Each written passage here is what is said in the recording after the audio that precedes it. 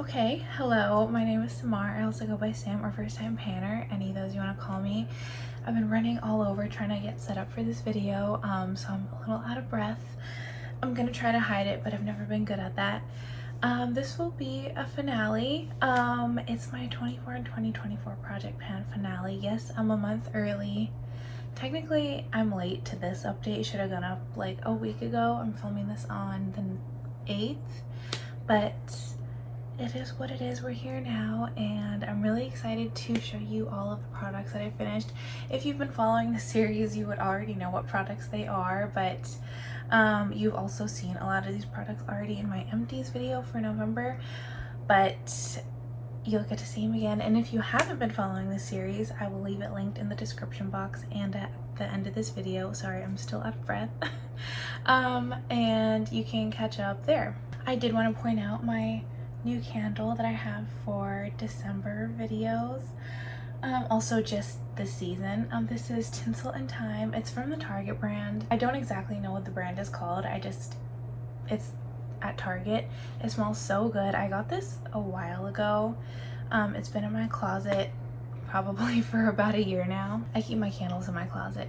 There, now you know that piece of information about me. It smells so good. It smells like almost kind of like, you know, like a pine fir balsam candle, but not exactly. It says that it has eucalyptus and lavender snow in it, and I can kind of get that vibe. It smells like almost like a Christmas tree scent, but with a little bit something like fresh, like citrusy fresh, but not quite. Basically, it's perfect for a Southern California, you know, winter. So I really like it. It smells so good. I don't know if it's like necessarily good for pets. My cats are not in my room right now, and I have my window open, so they won't be exposed to it, but I don't know. It says I think it's a soy candle, but I haven't looked up if the scent itself necessarily is okay for pets. Just wanted to put that out there. I know a lot of us have pets, and I don't want to recommend something that's gonna make them sneeze. My gingerbread pillow is across the room on the floor from when I threw it in my last video. Anyway, I'm just gonna get into the update so that this isn't half an hour long unnecessarily. These are all empty, so I'm just gonna go through them very quickly. The first one that I finished out of all of these, surprisingly, was my perfume. This is the Juliet Has a Gun Not a Perfume in the travel size. I put it in when it was here, then last update, was it? Yeah, I've only done 2 updates for this rotation, so last update it was here, then it was down to this line, so there wasn't much left. But if you've been keeping up with any of my other projects, you'll know that I've been panning lots and lots of other fragrances. So I was surprised that it only took me like maybe a little more than a week to finish up the rest of this. It smells so good. As I always say every video, like every update, this is my favorite perfume ever, like to date. This is my favorite, but I just have so many of these in this exact scent. And in fact, I just got another little sample tube of this in my last Sephora order, so I have even another one to add to the collection. I just basically wanted to make room because I ran out of space for storing like perfumes and fragrances in the like little organizers that I have, and because I have so many bottles of this, I figured it would be okay if I got rid of one of them. So that's why I used it up. I don't hate it at all. It was a treat to be able to use this so often. Next up, my fingers are already cracking. Okay, oh boy. I have the Laneige lip sleeping mask. This is just in the original one, and this was like a tiny deluxe sample, so there's like almost nothing in there.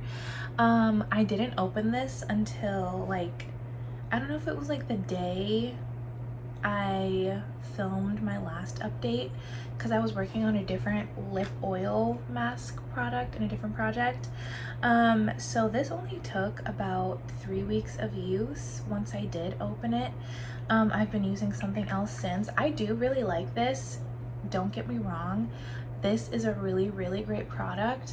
but for some reason, like, I think the fact that it's potted, because I prefer things in a tube, like either a squeezy tube or something with a doe foot, because I just hate digging my fingers into products. Even though I wash my hands a lot, I do feel like the version of these in the squeezy tubes do have a slightly different formula.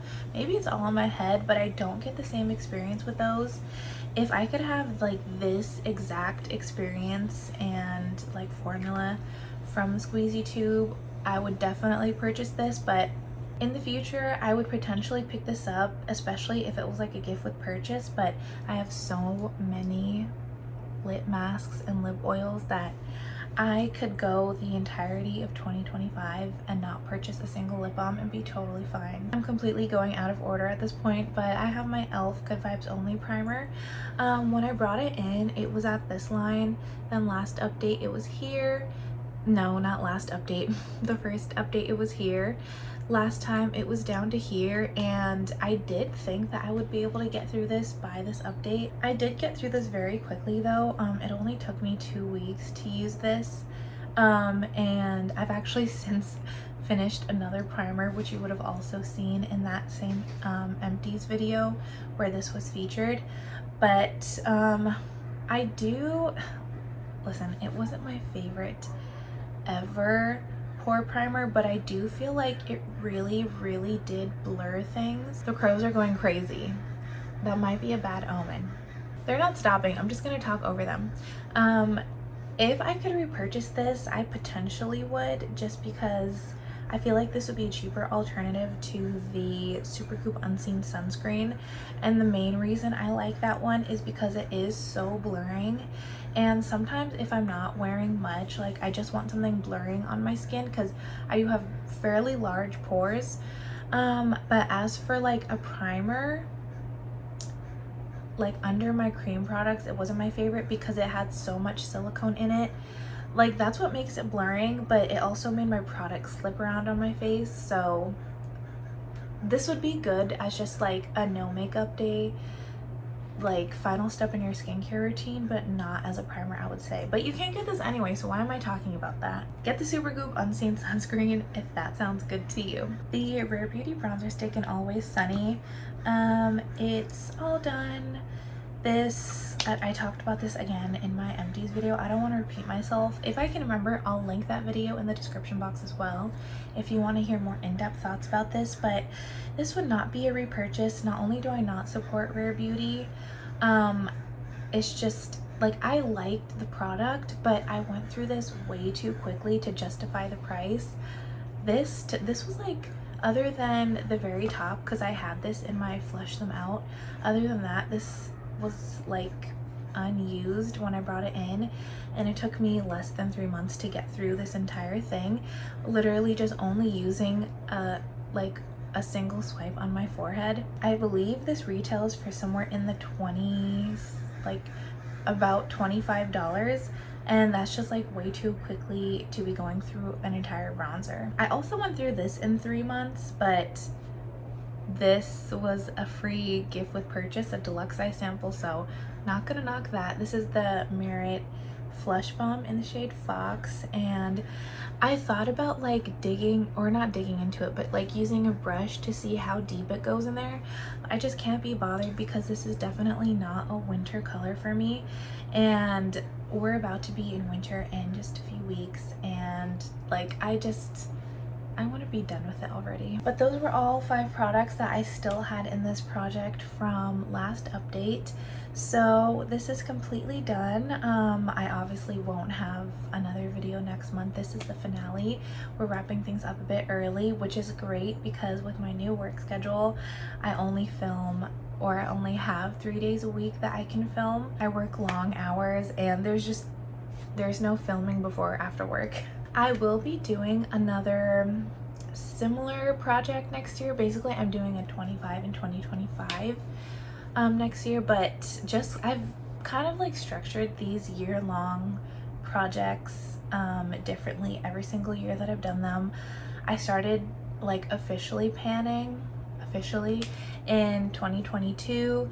I did a project like that, then I did something a bit different in 2023. This was different than how I've ever done it before, and in 2025 I have a different type of project layout that I want to do, which will still be a year-long panning project, but I don't want to spoil anything. You're just gonna have to watch the intro video for that, but I'm very, very excited for it. I'm also restructuring a lot of my projects, so some new projects will be started next year. Some projects that I've done the past 3 years I won't be bringing back.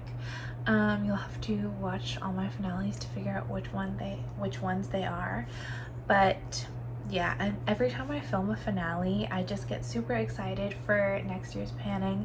I still have products that I'm panning for this year, not too many. I feel like I've hit my goal on 90% of the products that I wanted to work on this year already, so I have barely anything left, but I don't want to get too ahead of myself before I wrap up this year. But I'm just so excited for next year's panning. I can't wait.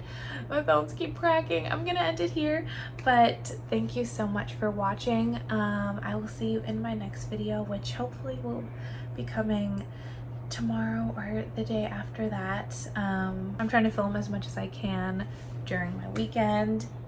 Yeah, I'll see you there. I hope you have a great day. Until then, bye.